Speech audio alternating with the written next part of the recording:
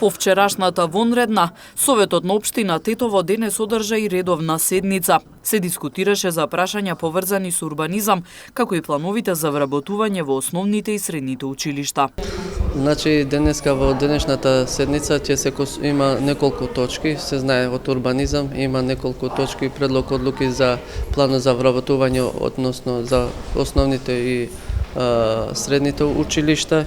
Има исто така предлог одлука за финансиски план на градски паркинг, предлог финансиски извештај, значи од од градски паркинзи, формирање на заедничко меѓуопштинско јавно претпријатие за управување на отпад, исто така некои именувања.